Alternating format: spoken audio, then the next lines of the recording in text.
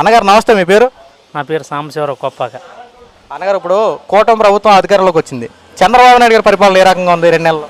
2 నెలలు బాగుంది. ఆ పింఛన్లు టయానికి చెప్పంగానే ఇచ్చేశారు. మళ్ళీ ఇంకా స్కీమ్ అమ్మఒడి ఇవన్నీ రెడీ అవుతున్నాయి. ఇసుక ఉచిత ఇసుక ఇవన్నీ అమలు చేస్తున్నాడు 1 by 1 ఇక అనుకున్నది అనుకుంటే నెరవేరుతున్నారు. అన్నగారు, ఇప్పుడు చంద్రబాబు నాయుడు గారు ప్రతి పేదవాడి కష్టాన్ని ఆలోచించి ఉచిత ఇసుక ఇచ్చారు. అయితే ఉచిత ఇసుక ఇస్తుంటే ఎనమాలు డబ్బులు వసూలు చేస్తున్నారు, రకరకాల మాటలు మాట్లాడుతున్నారు. నిజమంటారు ఇది? అది అవాస్తవం. అది ఉచిత ఇసుక అనేది అందరికీ ఉపయోగపడుతుంది. ఇదివరకు గవర్నమెంట్లో ఒక ఇసుక టాటర్ 5,000 ఉండేది, ఇప్పుడు ఫ్రీగా ఉన్నది. ప్రజలందరూ మంచి ఆలోచిస్తున్నారు. అది చంద్రబాబు నాయుడు గారు చేస్తుంటే వీళ్ళకి కళ్ళు కుట్టి అట్లా మాట్లాడుతున్నారు అంతే. ఇప్పుడు చంద్రబాబు నాయుడు గారు ముఖ్యమంత్రి, డిప్యూటీ సీఎం పవన్ కళ్యాణ్ గారు ఇద్దరు కలయికతో అమరావతి రాజధాని నిర్మాణం కోసం 15,000 కోట్ల రూపాయల నిధులు తీసుకొచ్చారు. గత ప్రభుత్వంలో ఎప్పుడు ఇంతలా లేదు. 15,000 కోట్ల రూపాయలు తీసుకొచ్చారో మనం ఎలా చూడొచ్చు దీన్ని? బాగుంది, ఇబ్బంది లేదు. అట్లా తీసుకొస్తాం అనేది అసాధ్యం. వచ్చింది మనకి ఏపీకి, ఇబ్బంది లేదు. జగన్మోహన్ రెడ్డి 3 రాజధానులు అని చెప్పి రాజధాని లేకుండా చేశాడు. ఇప్పుడు మళ్ళీ చంద్రబాబు నాయుడు గారు అధికారంలోకి వచ్చిన తర్వాత మనకి అమరావతి రాజధాని మళ్ళీ ఏర్పడింది. మనకి అలా ఉందండి, సంతోషంగా ఉంది. ఆ జగన్మోహన్ ఉంటే ఇప్పుడు చూశారు కదా, దాంట్లో మొత్తం నీళ్లు మొత్తం ఉన్నాయి. ఆయన మొత్తం వల్ల ఇప్పుడు ఆయన్ని పునరాలోచించి స్థాపిస్తున్నాడు. మళ్ళీ అది సూపర్, ఇంక చూసుకునే పనే లేదు. అన్నగారు, ఇప్పుడు చంద్రబాబు నాయుడు గారి హయాంలో అన్న క్యాంటీన్లు ఏర్పాటు చేశారు. వైఎస్ జగన్మోహన్ రెడ్డి మొత్తం అన్నా క్యాంటీన్లు పడేసాడు. అంటే పేదల దగ్గర నోటికాడ కూలి లాగేసినట్టు మళ్ళీ అన్నా క్యాంటీన్లు ఏర్పాటు చేస్తున్నాం. మనం దీన్ని ఎలా చూడొచ్చు?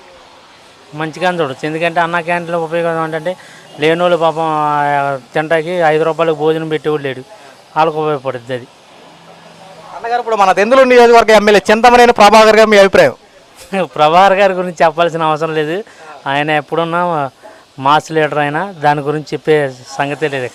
ఆయన మించిన లీడర్ లేడు. దెందులూరు గడ్డ మన చింతమనేని గడ్డ. అన్నగారు, ఇప్పుడు చింతమనేని ప్రభాకర్ గారి దగ్గరికి ఎవరైనా కష్టం అని చెప్తా వెళ్ళారనుకో, అక్కడికక్కడ అధికారులు నియమించి ఆ కష్టాన్ని అక్కడే సాల్వ్ చేస్తారంట. అది ఎంతవరకు నిజం? అది కరెక్ట్. అది ఎప్పుడైనా సరే నువ్వు అక్కడికి వెళ్ళంగానే ఏంటమ్మా ప్రాబ్లం అంటే అది చేయకపోతే అది ఎవడైనా సరే పిలిచి వెంటనే ఫోన్లో కానీ డైరెక్ట్ కానీ అక్కడే తేల్చేస్తాడు. అదే కుదంతా ఆయన ఇబ్బంది. కానీ అసలు ఆయన అట్లా ఉండటం వల్లనే పనులు జరుగుతున్నాయి.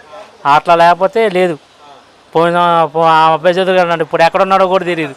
అది అన్నగారు, ఇప్పుడు ఆల్రెడీ చంద్రబాబు నాయుడు గారు అనుభవం ఉన్న వ్యక్తి, 3 సార్లు ముఖ్యమంత్రి చేసిన వ్యక్తి. జగన్మోహన్ రెడ్డి 1 సంవత్సరం చేశాడు, అదే ఒకసారి పరిపాలన చేశాడు. వీళ్ళిద్దరిలో ప్రజల పట్ల వ్యవహరించిన వ్యక్తి ఎవరు? బాబే, చంద్రబాబు గారు. చంద్రబాబు ప్రజల కష్టం గురించి తెలుసు కాబట్టి ఆయన ఎంత తాపితపడుతున్నాడు. ఏది 72 సంవత్సరాల వయసులో కూడా నిన్ను ఎండలో కూర్చుని చేస్తున్నాడు. అది 5 నిమిషాలకి 5 కిలోమీటర్లు వెళ్తాకి ఎయిర్పోర్ట్ ఆడికి విమానం కావాలి. ఈయనకి అవసరం అట్లా, అది పని.